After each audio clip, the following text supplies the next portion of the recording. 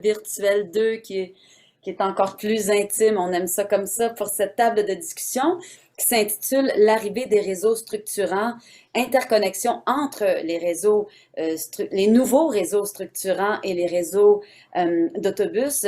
Et puis, on a la chance d'accueillir trois invités de marque. Alors, je vous les présente immédiatement. On a M. Michel Veilleux, qui est directeur général du réseau de transport de Longueuil. Bonjour. Bonjour. On a M. Pierre Lavigueur, directeur principal développement et innovation à la Société de transport de Laval. Bonjour. Bonjour. Et M. Sylvain Yelle, directeur général EXO. C'est bien ça qu'on prononce, EXO? Ton micro, Sylvain. Sylvain, on ne vous entend pas? Oui, bonjour, mes excuses, et c'est bien EXO, oui. Merci beaucoup. Alors, on va avoir un 45 minutes ensemble pour cette table de discussion et je serai la modératrice, mais je dirais plus que je vais être responsable du trafic. Ça veut dire que je peux donner un droit de parole ici et là ou je peux demander de conclure rapidement sur une question ou bien de vous amener tranquillement vers une autre question. Alors, on aura une période de questions tout de suite après, une quinzaine de minutes. On va les recevoir dans le chat. Alors, je vous invite à écrire vos questions dans le chat ici. Et j'en ferai part à nos panélistes à la fin de cette table de discussion. Et je voulais vous dire, chers panélistes, là, moi, je vous invite à pas vous gêner, là. Si vous voulez rajouter un commentaire, si vous avez une opinion sur ce qui vient d'être dit, nous, on veut de l'interaction, on veut une discussion, puis ça va être vraiment plus intéressant pour tout le monde, ça va être plus captivant. Alors, vous êtes prêts? Ça va bien tout d'abord? Les trois, vous êtes là? Alors, on veut vraiment une belle interaction entre vous trois. Alors, on va se lancer tout de suite là pour la première question qui sera pour Monsieur Veilleux. Alors, on y va. Le territoire du réseau de transport de Longueuil, tout comme celui d'EXO d'ailleurs, c'est le premier à accueillir le REM phase 1. Comment avez-vous préparé cette arrivée et quels en sont les principaux impacts sur votre organisation? Merci, c'est une bonne question. Pour nous, c'est une petite révolution, l'arrivée du REM sur notre territoire, là, dans la portion ouest du territoire. Juste pour vous donner une petite idée sur les impacts, là, je vais inverser un peu la réponse. C'est 15 000 personnes en pointe. Si j'ajoute mon collègue d'EXO, Sylvain, là, on est à peu près à 23 000 personnes en pointe. C'est beaucoup de monde, c'est en période de pointe du matin. Pour nous, ça correspond environ à 35 000 personnes par jour, puis avec Sylvain, à peu près 50 000 personnes par jour.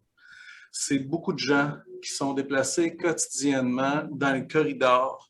Là-dessus, il y a plein de gens qui avaient des liens directs vers le centre-ville. Il y a plein de gens qu'on prenait en autobus dans leur quartier puis qu'on les amenait directement à leur principal point de débarquement, d'emploi au centre-ville. Fait que ça ajoute à la difficulté parce que ces gens-là, dans plusieurs cas, prenaient des titres locaux, des titres de transport locaux. Alors que là, ils vont être obligés, avec l'arrivée du REM, de prendre un titre métropolitain. Il y a toute une historique alentour de ça, puis mais ça fait partie des éléments. Puis on a les places de stationnement également. Il y a 3000 places de stationnement qu'on avait au terminus Panama, puis à Chevrier, terminus Chevrier, qui sont déplacés. Dans le fond, ils sont fermés, diminués, puis ils sont déplacés vers juste après l'autoroute 30. Et ça aussi, c'est un autre défi parce que les gens qui utilisaient ces stationnements-là, il y en avait beaucoup qui venaient de l'agglomération de Longueuil. Alors, pour nous, c'est 29 lignes d'autobus, c'est 15 % de notre réseau. Puis évidemment, il y a un élément financier dans cette... le REM va coûter quelque chose aux municipalités, puis ça crée une pression sur notre réseau. Puis il y a une redondance de services. Là, on avait 29 lignes dans le corridor. Alors, pour nous, ça a été toute une préparation. Là. Ça fait 45 ans que la RTL fait des études, des mémoires. Je suis tombé sur une perle d'ailleurs, avec l'équipe qui faisait des recherches. Là. 1977, ce rapport-là. SLR sur la rive sud de Montréal. Une perle écrite à la dactylo. Hein? 45 ans. On a fait des mémoires. On a mis en place le service graduellement. On a commencé par... il y a eu plusieurs développements. Une voie réservée à contresens pendant plusieurs années. C'était un projet temporaire qui est resté là pendant 30 ans. une voie réservée avec des cônes sur le pont Champlain. On a développé le terminus Panama, le terminus Chevrier. Il y a eu la voie réservée en site propre au centre de l'autoroute. C'est qu'avec le ministère des Transports, il y a eu l'AMT aussi qui s'en est mêlé, le RTL. On a beaucoup développé le corridor graduellement, qui fait qu'aujourd'hui, on est arrivé à ces chiffres d'achalandage-là, qui ont vraiment collaboré, qui ont vraiment facilité la justification de cet axe-là. Puis c'est pas pour rien que c'est le premier là, qui est fait. C'est parce que c'est un de ceux qui était vraiment justifié. Il y a eu quand il y a eu l'annonce du ministère des Transports, ça a été un événement clé là, de lancer toute l'organisation. Moi, une des premières choses que j'ai faites, c'est que j'ai invité mes 2 collègues qui sont à l'écran. J'ai invité au RTL mon collègue Lavigueur qui avait vécu les joies de la planification du projet du métro à Laval, n'est-ce pas, M. Lavigueur, pour venir nous parler de comment ça avait été vécu, comment ça avait été planifié du côté de la STL. C'était quand même un changement important, qui avait beaucoup d'éléments communs avec la situation du REM sur la Rive-Sud. Puis, après, j'ai invité mon collègue Yel aussi, pour venir nous parler ici au RTL de tous les enjeux opérationnels, de toute la mise en place, la flexibilité qui a été nécessaire, le travail avec les employés, les équipes, les chauffeurs. Ça fait partie des éléments qu'on a fait. Puis je n'ai pas fini, j'en ai encore pour 1 minute ou 2, là, si vous me laissez aller. Là, ça a été une grosse affaire. Après ça, ce qu'on a fait, c'est qu'il a fallu sensibiliser la Rive-Sud sur l'arrivée du projet, tout le volet économique que ça allait générer. Puis pour ça, on a fait une vision 2025 dans laquelle le premier élément de priorité, c'était de faire du REM un succès. Parce que le REM, là, c'est notre portefeuille de retraite des Québécois. On n'a pas le choix. Il faut que ça soit un succès, ce projet-là. Il faut que ça soit un succès parce que ça fait des années qu'on le souhaite, mais aussi parce que ça devient un exemple pour tout le Québec, le Canada même à l'extérieur, d'une façon de faire québécoise. Puis, il faut contribuer à ce succès-là. Ça, c'était vraiment important. Alors, nous, on en a fait une pierre angulaire dans une vision qu'on a ensuite partagée avec notre conseil d'administration. On a eu 21 rencontres avec notre conseil d'administration depuis 2019 seulement sur le sujet du REM. Où est-ce qu'on a abordé tous les enjeux qui sont associés à ça. Il a fallu s'y retrouver dans la gouvernance. Ça, c'est un point là, qui est majeur. Se retrouver dans la gouvernance du REM, c'était quelque chose. Juste pour vous donner une petite idée, là, on a le gouvernement du Québec. Hein? Après, il y a la Caisse de dépôt. Il y a la Caisse de dépôt infra, CDPQ infra. En dessous de CDPQ infra, il y a le Réseau express métropolitain incorporé. En dessous de ça, il y a la société en commandite qui s'appelle Projet REM, Projet Co, qui est responsable de sa construction, conception. Mais pour l'exploitation, on a le GPMM. GPMM qui va s'occuper de l'exploitation. Puis là, je me suis trompé. Là, il y a une société en nom collectif qui s'appelle Nouvelle Air qui fait la conception et la construction. Même moi, je m'y trompe. Là. Alors, ça c'est complexe. Chacun de ces organismes-là a ses enjeux. On parle de relations contractuelles dans certains cas. On a eu des ententes de confidentialité. Il y a plusieurs éléments là, qui sont un cadre légal qui encadre ça. Puis il a fallu s'y retrouver parce que si on veut informer nos clients quand ça va arriver, tout ce beau projet-là, il fallait qu'on s'y retrouve dans sa gouvernance. Puis ça a été un élément prépondérant. Puis après ça, je ne parlerai pas là, de toute l'organisation qu'on s'est donnée à l'intérieur du RTL. C'est un bureau de projet. Là. Dans le fond, on s'est structuré comme un projet pour positionner, pour organiser le dossier pour les prochaines années. Puis j'arrête là, je pourrais vous entretenir encore longtemps. Bien, c'est très intéressant, mais j'aimerais avoir le point de vue de M. Lavigueur, M. Sylvain Yel, allez-y. Vas-y, Sylvain. Peut-être dans le même sens que Michel, sans répéter, on vit un peu la même situation avec l'arrivée du REM de la branche sud. Mais comment on s'est préparé, nous, en premier, en fait, c'est de mobiliser l'interne sur cet important changement-là. Donc, c'est pas l'arrivée d'un mode structurant avec l'arrimage des services, c'est pas un projet de planification. C'est un projet d'entreprise pour nous. Donc, il fallait absolument mobiliser l'ensemble des directions. Donc, on a créé ce qu'on appelle ici Exo Mon Réseau, qui prend en charge, dans le fond, tous les impacts liés à l'arrivée du REM. Donc, ça, c'est la première chose. La deuxième chose, je pense, qui est importante, puis qu'à date, on a réussi, c'est de maintenir la communication et la coordination entre les principaux joueurs impactés. Donc, nous, avec le RTL, il faut qu'on se parle régulièrement pour avoir une approche qui se ressemble. Les clients sont souvent les mêmes. Avec la caisse de dépôt également, avec la RTM. Donc, que tous les joueurs qui sont impliqués là-dedans soient arrimés ensemble pour réussir à mettre en œuvre là, ce mode-là qui arrive et qui soit bien adapté avec les réseaux locaux en place. Pour ce qui est des impacts, je dirais qu'il y a différentes phases au niveau d'impact. Il y en a beaucoup, fait que je pense que ça vaut la peine de les classer en phases. Il y a la phase des travaux. Donc, des impacts majeurs. Puis, ce qui est intéressant, c'est que les impacts les plus négatifs sont au début, puis les plus positifs sont à la fin. Fait qu'on finit avec un bon souvenir, mais ça commencerait, vaut mieux se le dire, là, la phase des impacts des travaux, en particulier, si on parle dans le cas d'Exo, l'impact sur la ligne de montagne, nos services de train existants, parce que l'arrivée du REM vient remplacer une ligne existante qui était en opération, qui avait beaucoup de succès aussi. Donc, le défi, comme beaucoup d'entre vous l'avaient entendu, là, de construire un REM à côté d'un réseau de trains existant, puis de l'impact que ça a sur la clientèle. Donc ça, évidemment, gros casse-tête pour nous là, durant la période de construction.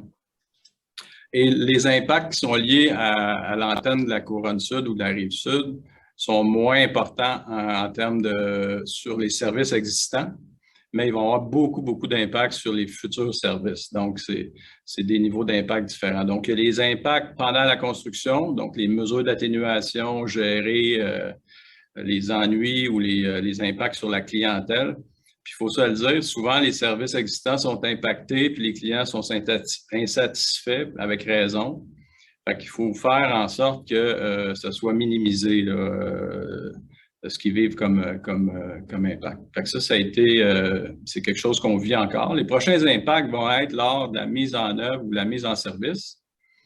Donc, à ce moment-là, il va y avoir toute la coordination, là, puis je dirais le grand balai là, qui mène au jour 1 où tout ça doit partir en même temps. Là.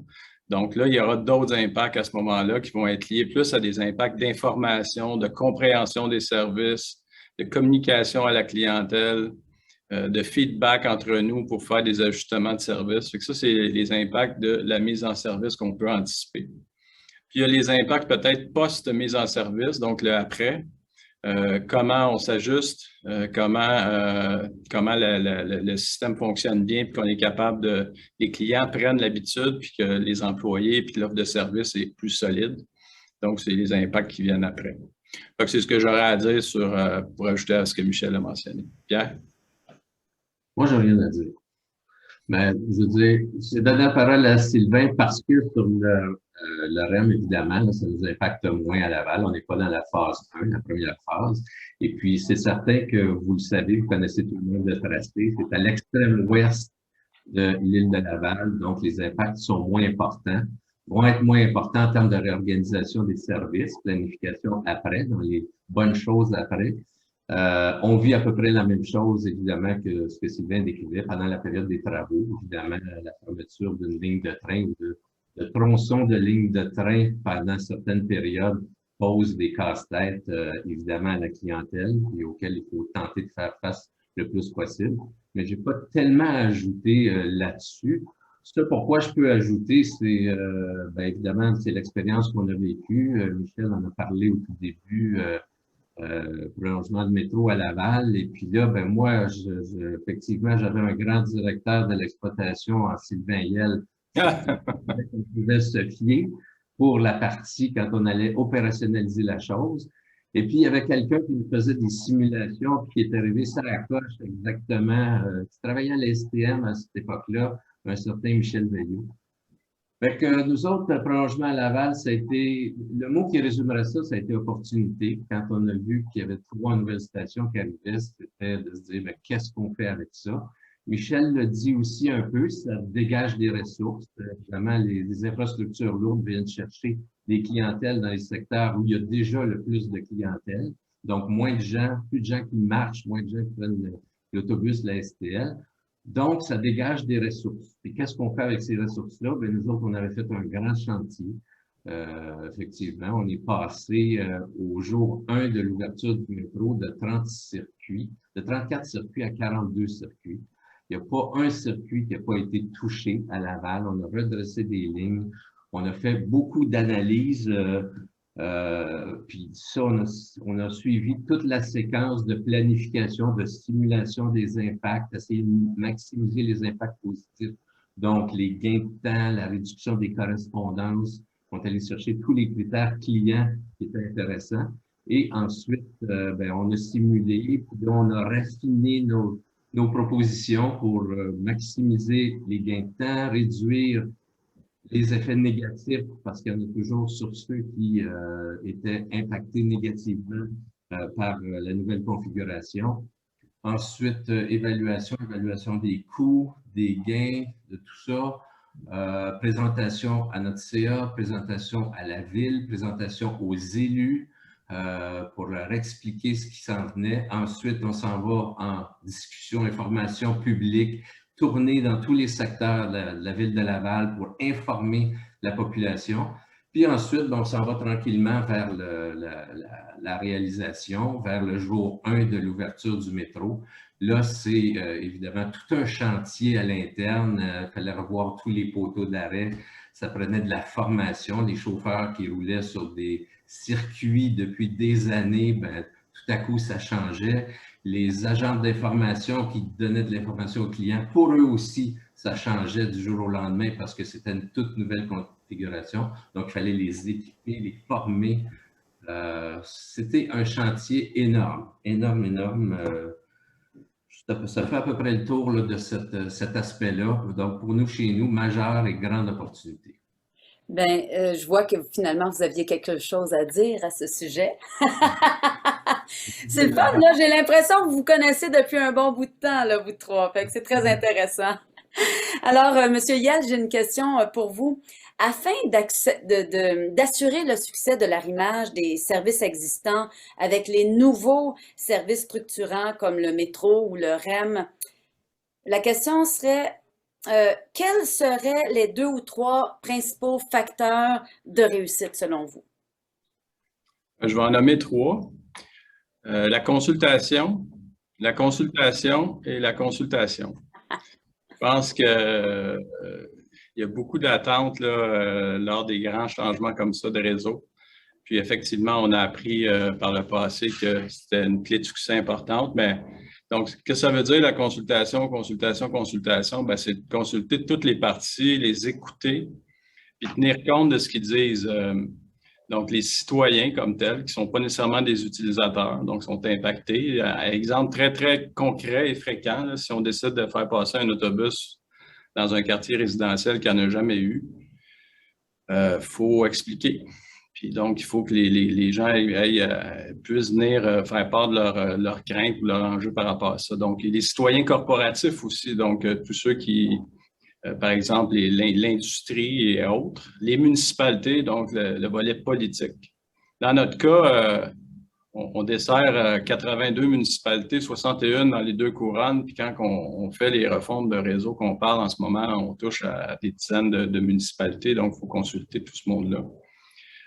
Les utilisateurs, évidemment, il faut leur donner la place puis écouter leurs suggestions, commentaires.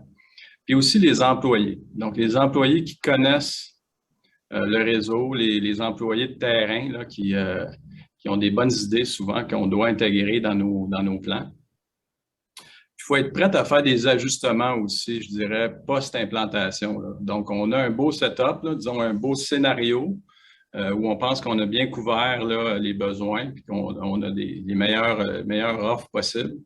Mais parfois, il y a des choses qu'on ne prévoit pas, puis il faut être prêt à s'ajuster rapidement, je pense. Je pense que ça fait partie des ingrédients absolument essentiels.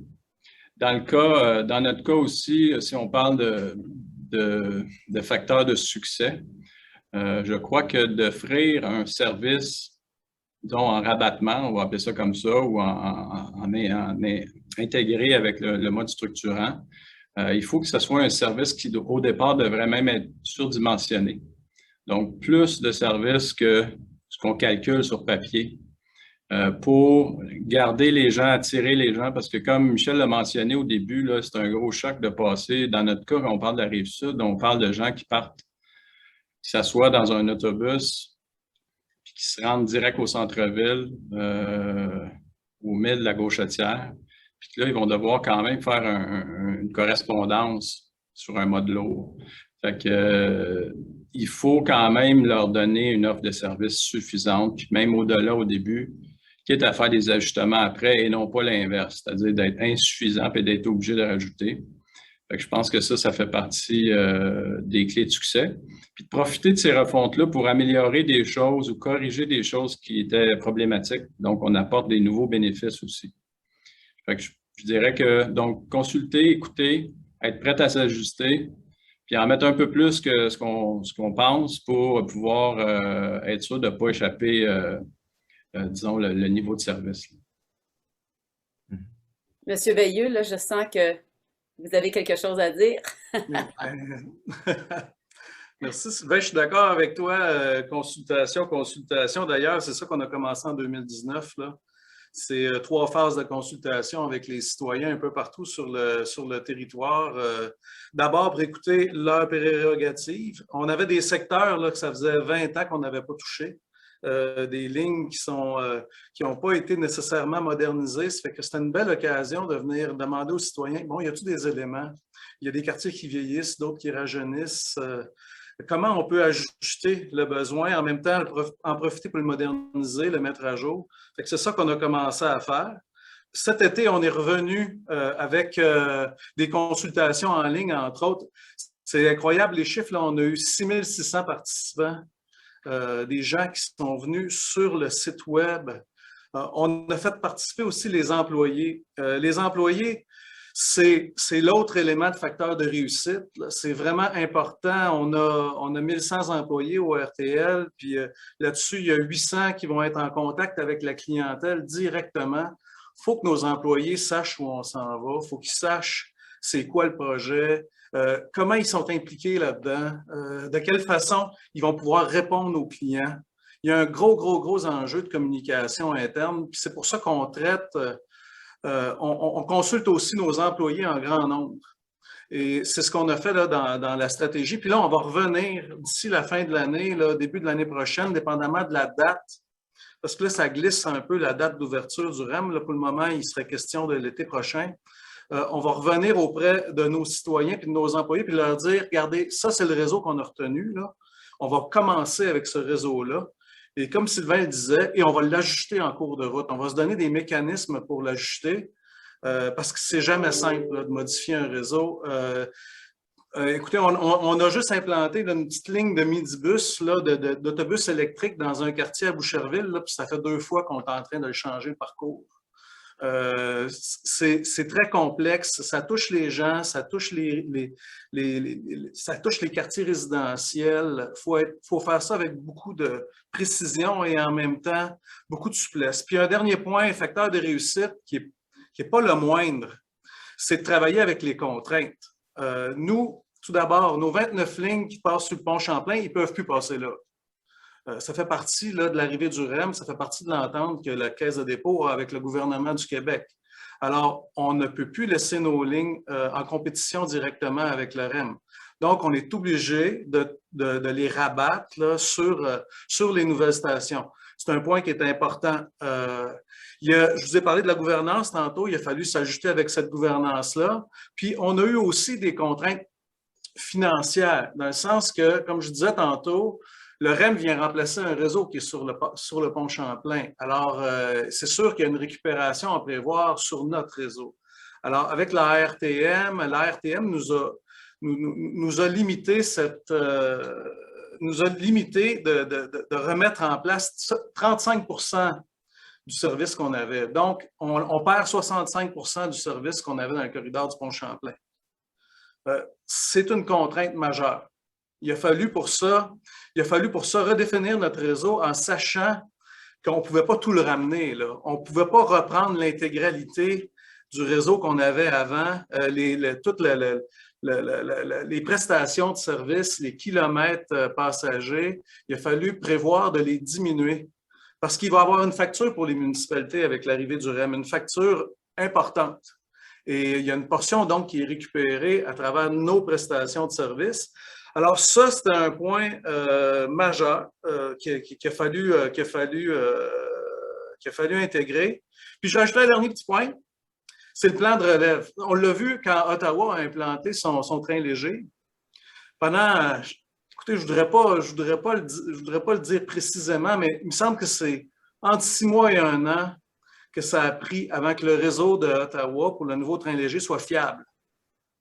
Il y a eu des journées complètes, des semaines complètes où il n'y avait pas de service. Pour des raisons de fiabilité du matériel roulant, du système d'exploitation. Et il a fallu que la STE, que le OC Transpo, je crois que c'est OC Transpo, ramène des services d'autobus pendant des périodes. Durant tout le rodage du système d'exploitation. Et ça, on ne veut pas que ça arrive, là. On espère que ça n'arrivera pas, mais ça serait irréaliste de penser que ça n'arrivera pas. Et on passe sur un nouveau pont, c'est aérien, sur la voie maritime, on s'en va vers le centre-ville de Montréal. Ça nous prend un plan de relève, ça nous prend des plans B pour prendre la relève, un peu comme le métro quand il tombe en panne, il y a des réseaux d'autobus qui prennent là-dessus. Alors, ça nous prend ça, ce plan de relève-là, puis ça va être un facteur de réussite le matin où on a des problèmes. Et il faut bien structurer ça, bien le planifier, avoir un plan de continuité, un plan B et organiser tout ça à l'intérieur des contraintes budgétaires qu'on a. Ça fait partie des joies là, qui nous guettent. Bien, justement, à ce sujet-là, M. Lavigueur, M. Yelle, on a parlé des travaux, que c'était compliqué. Bien, quels sont les enjeux rencontrés avant que le nouveau service soit implanté? Bien, évidemment, c'est un élément qui est majeur dans un projet de transport, là. Quand on a des projets, par exemple, nous autres, un gros projet, on est en train de bâtir un garage électrique sur notre terrain pour accueillir les autobus électriques. C'est localisé, c'est ça. Quand on a des projets de transport qui se construisent, bien, ça intervient sur la trame de rue. On connaît les impacts, évidemment, sur la circulation routière. À la quantité de cônes oranges qu'on croise régulièrement dans la région de Montréal, on sait qu'est-ce que ça implique des travaux, mais ça implique aussi beaucoup sur le transport collectif, sur les réseaux. Puis la clé là-dedans, c'est d'être capable de le savoir à l'avance, puis d'avoir des échéanciers qui sont précis. Quand on a cette information-là, on peut, nous autres, réagir, planifier des détours, ajouter du temps de parcours. On ne peut pas faire ça dans les assignations qu'on a, parce qu'un chauffeur qui a un voyage de 30 minutes qui est coincé entre 2 autres voyages à 2-3 minutes, puis qui passe de 30 à 40 minutes, ça ne rentre plus. Donc, ça prend des ressources, ça prend des véhicules supplémentaires. Donc, il y a toute une planification qui doit être faite. Et puis, il y a aussi des coûts qui sont associés à ça, qui sont importants. Et puis, il faut penser aussi que, généralement, ces projets-là, c'est pas one size fits all, c'est pas un seul réseau pendant les travaux. Il va y avoir des phases pendant ces travaux-là. Donc, la phase 1, pendant 6 mois, c'est ce tronçon-là qui va être utilisé. Ensuite, pendant 1 an, on s'en va ailleurs. Donc, ça change continuellement, puis les échéanciers ne sont pas toujours faciles à suivre. Mais nous, il faut prévoir cette information-là. Sinon, on est obligé, là, on a des assignations de chauffeurs déjà bâties, donc il faut donner du temps supplémentaire. Les coûts sont très importants. Il faut être capable de réagir, il faut être capable d'informer aussi.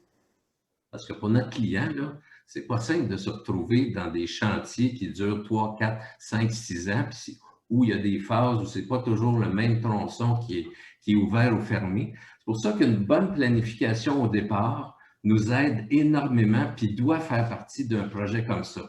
C'est sûr que les modes traditionnels où on conçoit un projet, puis ensuite on le réalise, ça fait que c'est généralement plus long, mais ça a l'avantage de nous permettre de planifier des mitigations de façon à ce que ce soit des mesures d'atténuation pour que ce soit moins pénible pour les clients. Si on est en conception-construction, c'est un mode qui est plus agile, qui est plus flexible, mais qui a souvent le désavantage de modifier le projet pendant qu'on est en train de réaliser les travaux de construction. Puis ça, c'est beaucoup plus difficile à ce moment-là de s'ajuster et de donner un bon service, d'informer correctement nos clients. Merci, monsieur. Allez-y. Non, concluez, là, je vous donne 30 secondes, allez-y. Ben, en fait, c'est ça. C'est ces éléments-là, là, il faut savoir d'avance, faut planifier au niveau financier aussi. Si on a une planification des chantiers, il faut prévoir qu'à certaines périodes, les détours vont être plus exigeants, demander plus de ressources. Donc, c'est bien aussi que les projets puissent prévoir, quand c'est des projets routiers, on ne pourrait pas imaginer le ministère des Transports faire un projet autoroutier ou routier sans installer des détours, avoir toute une série de mesures pour ça. Il faut planifier la même chose d'avance pour le transport collectif. Merci. J'ai un bon point. J'aimerais ça sauter, Mme Jean, là-dessus. Allez-y. Juste 2 minutes. Pour illustrer les joies que ça peut amener. C'est ça que j'expliquais. Je faisais une tournée des élus de la Rive-Sud dans les dernières semaines avec mes collègues. 30 000 personnes, 25 000 personnes qui ont des problèmes, là, qui ont des difficultés, qui ont des enjeux. Je leur expliquais que ça faisait beaucoup de coups de téléphone.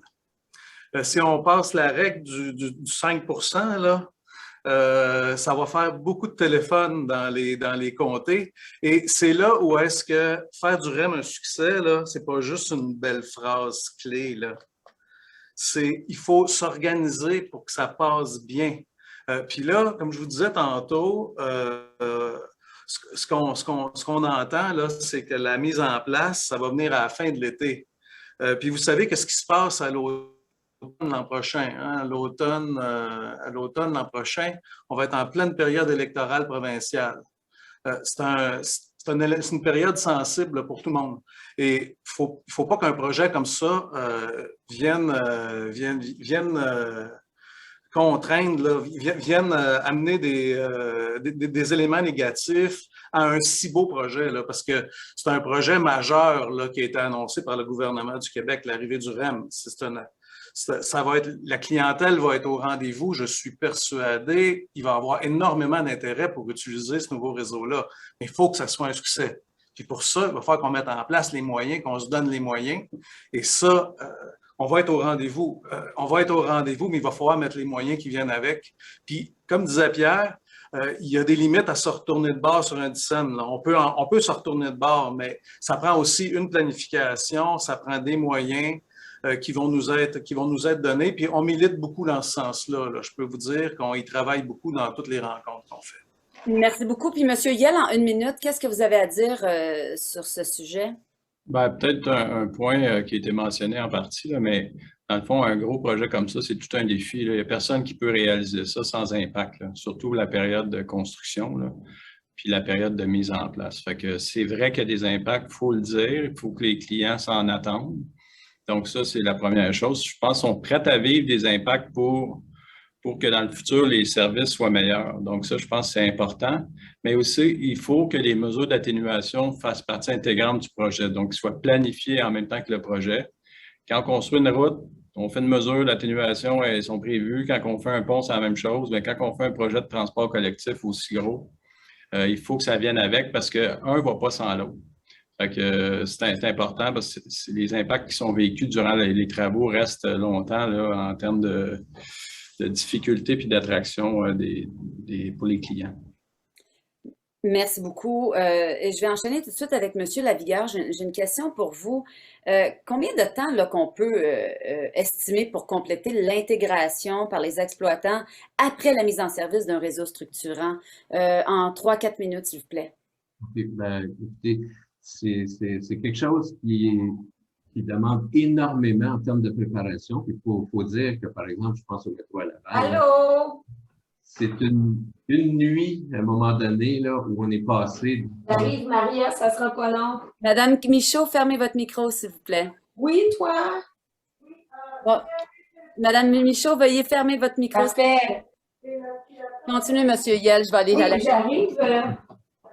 OK, bon, ben, je disais donc que c'est très exigeant, ça se passe en une nuit, le changement. Ça se passe en une nuit, le changement, donc c'est très exigeant pour toutes les équipes opérationnelles à tout mettre en place. Puis le jour 1, là, ça nous prend une cellule de crise. Il faut absolument qu'on puisse suivre, qu'on ait des instruments de mesure, les achalandages sur chaque voyage, comment ça se passe exactement. Donc, on a besoin de cette information-là pour pouvoir réagir, parce que c'est cliché, là, on n'a pas une deuxième chance de faire une première bonne impression, mais c'est vraiment le cas. Quand on offre une nouvelle configuration de service, ça a été mentionné aussi là, avec la capacité supplémentaire dont parlait Sylvain Hiel. Il faut que ça marche. Il faut que ça marche. Il faut que ça marche tout de suite. Il faut que ce soit une bonne expérience client. Donc, il y a ça, puis il y a nécessairement dans les premiers jours, premières semaines, des ajustements qui doivent être faits. Ensuite, il y a des ajustements peut-être de moyen terme où on peut observer des choses qui marchent mieux, qui marchent moins bien. On a encore là des ajustements. Mais nous, quand on implante une nouvelle ligne, on peut dire que ça prend généralement à peu près 2 ans pour que l'achalandage se construise. C'est une question d'information, c'est une question parce qu'on arrive dans la vie des gens avec une nouvelle proposition, mais il y en a certains qui viennent de s'acheter une deuxième auto, il y en a certains qui ne sont pas là du tout. Il faut donner le temps d'essayer, ça prend de la promotion, des mesures pour faire essayer. Puis c'est juste au bout de 2 ans qu'on peut dire à peu près, là, on est arrivé à maturité et là, on est au moment où on peut faire un post-mortem et dire, ben là, ça a bien été. Mais avant 2 ans, il y a beaucoup de travail à faire. Une fois qu'on a coupé le ruban puis qu'on a commencé à opérer, il y a beaucoup de travail à faire encore. Monsieur Veilleux, Monsieur Hiel, ça serait quoi le plus grand enjeu à considérer lors de la mise en service d'un réseau structurant, d'après vous?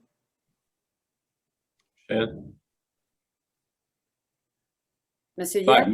moi, je pense que c'est vraiment la coordination des joueurs impliqués, là.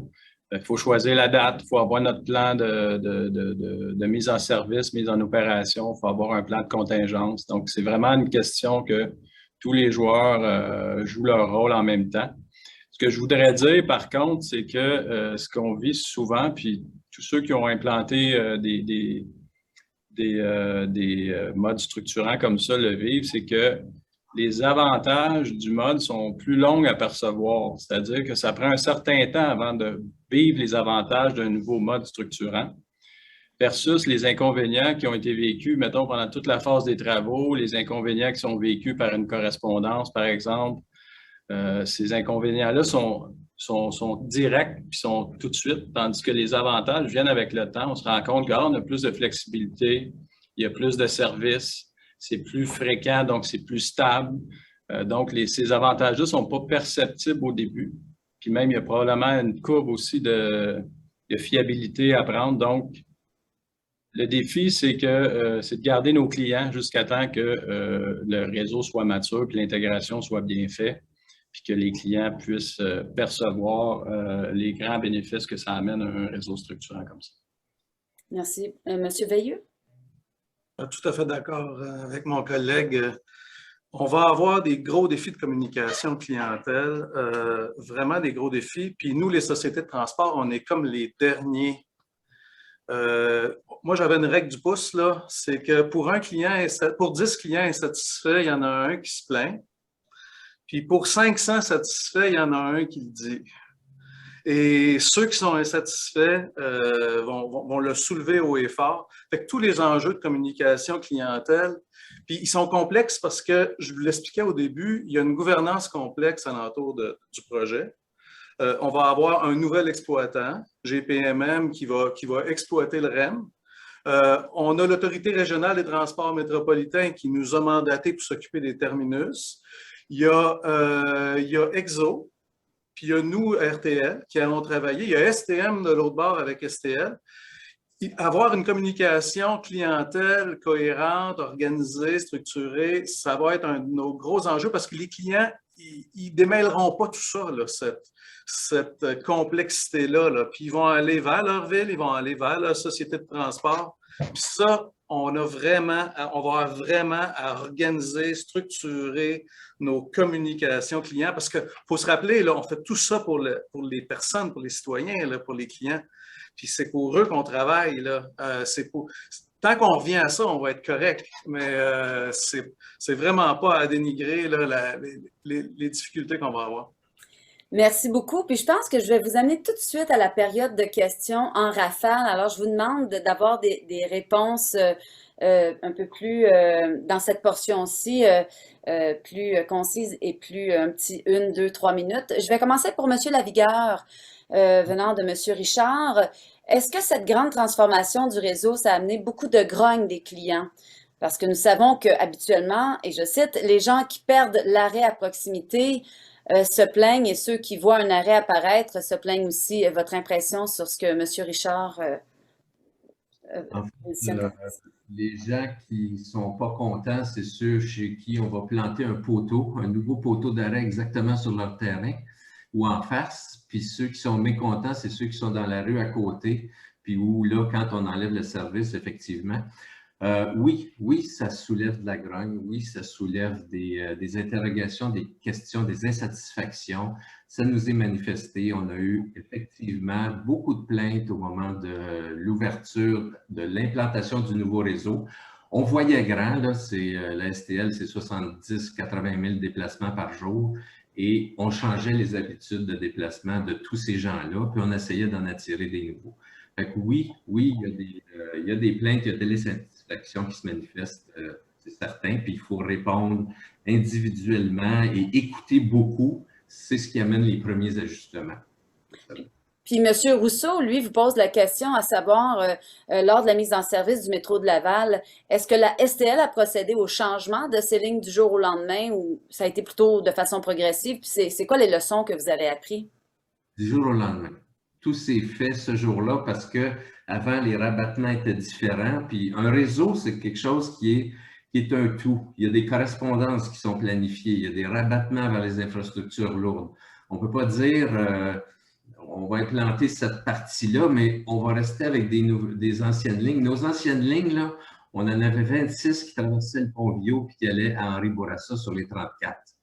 Il fallait changer ça complètement. Là, le métro est rendu de l'autre côté de la rivière. Il fallait prendre acte de ça. Et donc, c'est pour ça que c'est quelque chose. Puis je pense, je fais une analogie avec un REM, par exemple. Les gens voient des infrastructures se construire. Là, les gens, pour les clients, pour les non-clients, à part les travaux, ils voient peu de choses. Ils se disent que les travaux, ça va être fini à un moment donné. Puis c'est tout d'un coup que là, le changement se fait. Je pense que c'est la chose à faire, mais c'est exigeant. Ça demande beaucoup de travail, des équipes dédiées. Heureusement, on les avait. Et puis, pour M. Veillot ou M. Yel, est-ce que vous avez quelque chose à rajouter par rapport à ça? Ben, moi, ce que je voudrais mentionner par rapport à quelque chose qui est vraiment important, là, ça va être la communication client. Parce qu'actuellement, on a chacun nos clientèles, là, chacun sur nos territoires. Puis là, il arrive un mode qui traverse plusieurs territoires. Fait que l'usager, il appelle qui là, demain matin, jour 1? Là? Il appelle-tu le RTL parce qu'il a pris un autobus pour rendre au REM? Il appelle-tu le REM? Il appelle-tu EXO? Il appelle-tu la RTM? Fait que ça, il faut que ça soit simplifié au maximum. Ça, c'est sûr et certain. Ça va être une clé dans l'implantation du réseau. Là-dessus, je pourrais peut-être juste ajouter qu'à la STL, au moment de l'ouverture du métro, on a eu beaucoup d'appels sur le service du métro parce que les gens pensaient que c'était la STL qui opérait le métro. Mais c'était toujours la STM. Ça n'avait pas de sens autrement, mais les gens n'avaient pas tous compris ça. Oui, je comprends. Et j'ai une question de Pieter Agnesens. Désolée si j'ai pas bien prononcé le nom. C'est une question générale, donc allez-y, jetez-vous.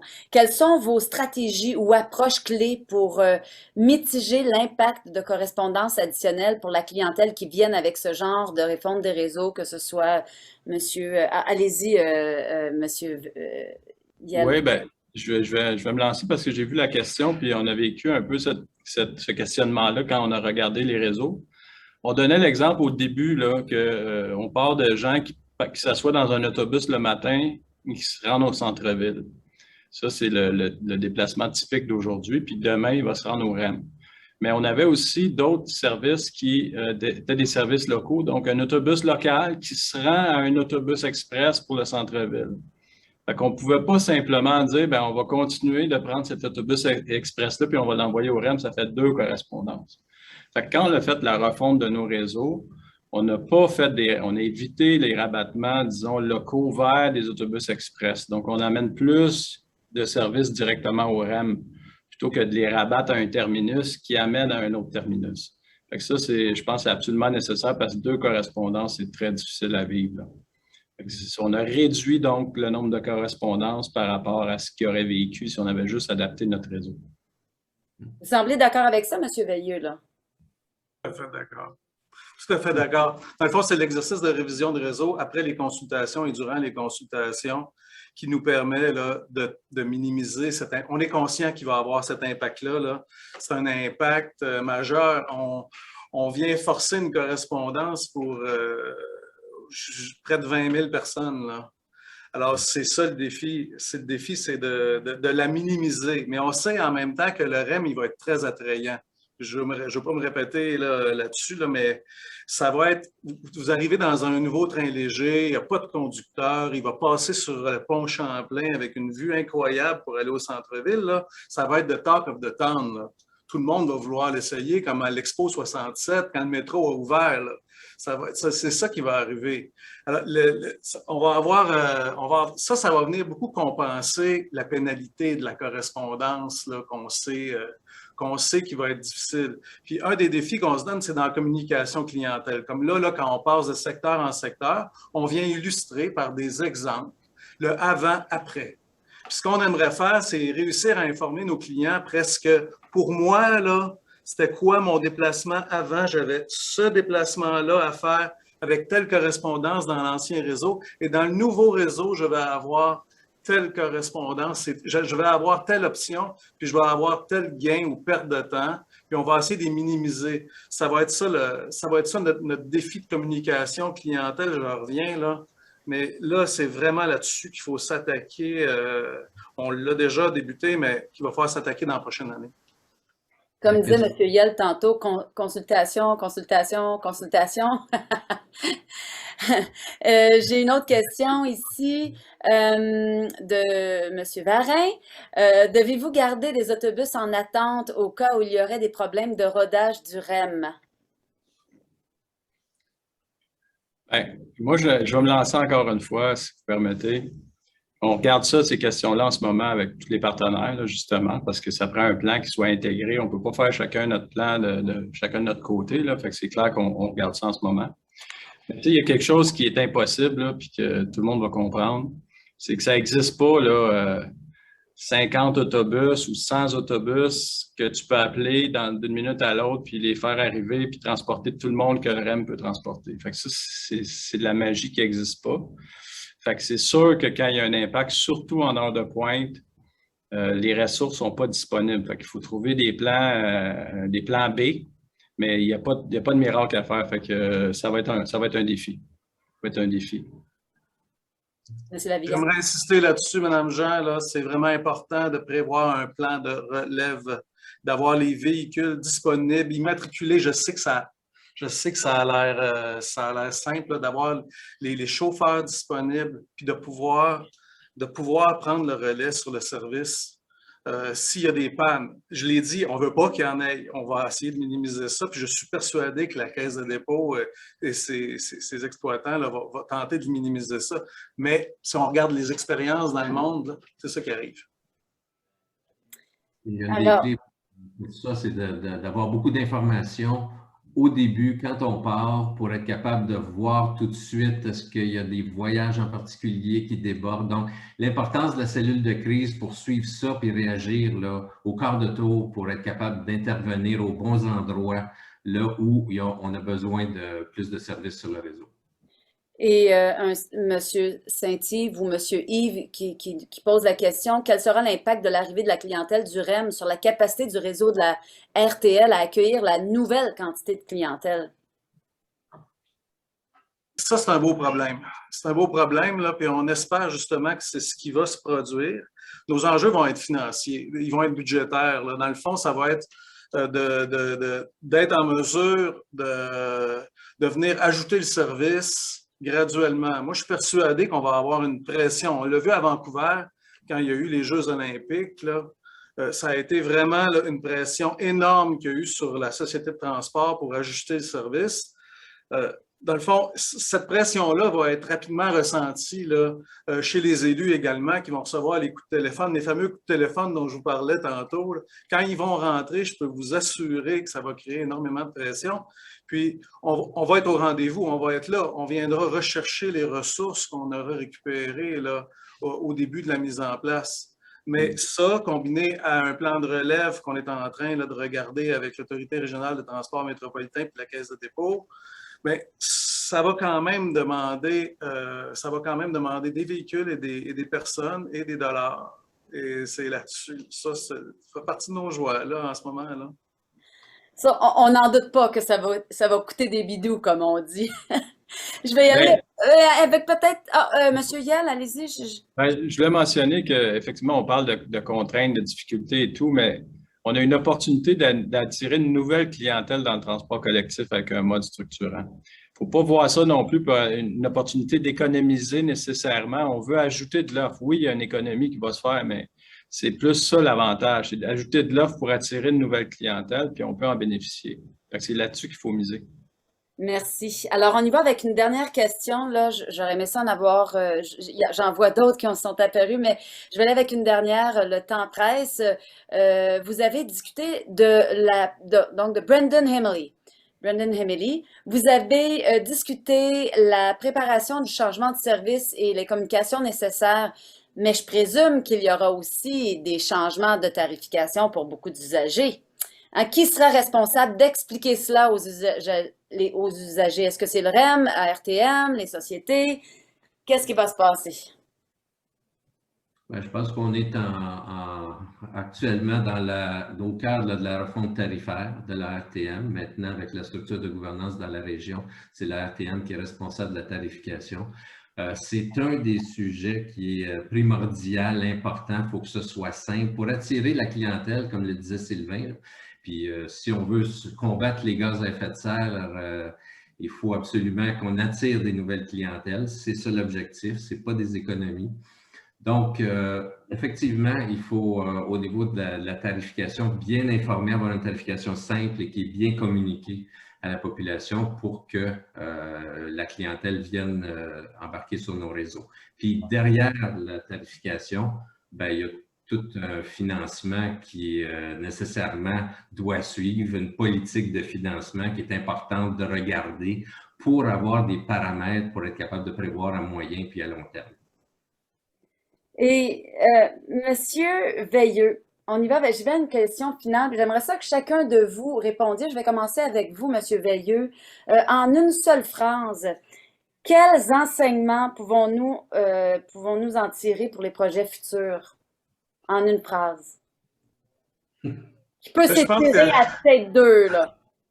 Dans le meilleur des mondes, là, je pense que ça va être important de tirer bénéfice de notre première implantation, de faire une première branche, puis de voir comment ça va s'opérer, ça va être dans le monde réel, comment la clientèle va y répondre. On vient de vivre une pandémie, il y a eu des changements de comportement.